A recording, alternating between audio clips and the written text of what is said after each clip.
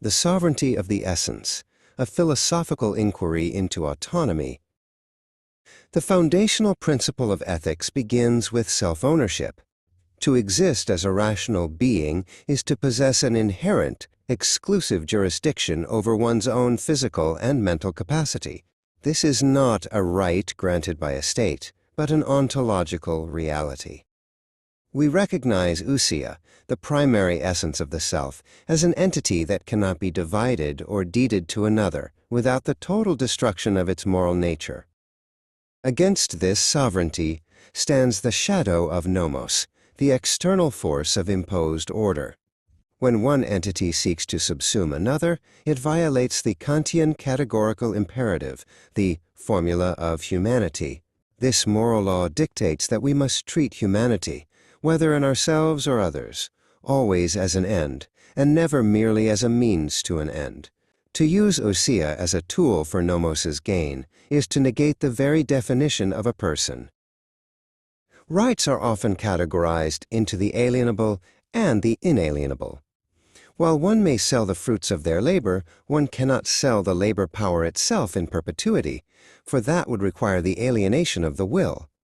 Because the will is inseparable from the person, any contract that purports to transfer ownership of a human being, the total capture of ousia by nomos, is philosophically null and void from its inception. Slavery operates through an ontological erasure. It attempts to reclassify a subject as an object, a who, into a what. This transition is an ethical impossibility. Nomos cannot own ousia, because ownership requires the object to lack a will of its own. By attempting to own a being with a will, nomos does not create a legal state. It creates a state of perpetual structural violence. A common rhetorical shield used to defend the indefensible is the fallacy of kind treatment. Proponents of historical injustices often argued that if nomos provided for the needs of ousia, the relationship was justified. However, kindness is irrelevant to the question of justice. Good treatment within a system of bondage is merely a stylistic choice of the oppressor. It does not restore the stolen right of exit or the fundamental requirement of consent.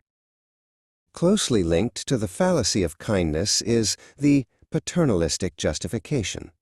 This is the arrogant assumption by nomos that it possesses a superior wisdom that justifies the subjugation of ousia for its own good. This erasure of ousia's agency is the ultimate form of intellectual and moral violence, as it denies the individual the right to define their own flourishing and to learn from their own choices. Consent is the bridge between two autonomous beings. In any power imbalance as extreme as slavery, the very concept of consent is annihilated. Where there is no power to say no without the threat of death or violence, the yes is a hollow echo. Nomos can never claim a contractual right over ousia, because a contract between a master and a slave is a logical contradiction. It is a transaction between a person and a piece of property.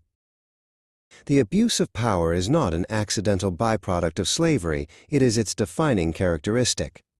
When nomos holds absolute authority, the relationship is governed not by law, but by whim. This total imbalance creates a moral vacuum where the perpetrator is corrupted by their own perceived omnipotence, and the victim is subjected to a state of constant, unpredictable trauma. To justify the ownership of a person, one must deny the universality of reason. If nomos claims the right to own ousia, it must explain why it too is not subject to being owned. Any argument nomos uses to justify its dominance can, by the same logic, be used to justify its own subjugation. Therefore, the defense of slavery is a rejection of all consistent moral logic and a retreat into raw, unprincipled force. In conclusion, slavery is ethically and socially indefensible because it contradicts the very requirements of a moral community. A society of humans can only function when each member is recognized as a sovereign ousia.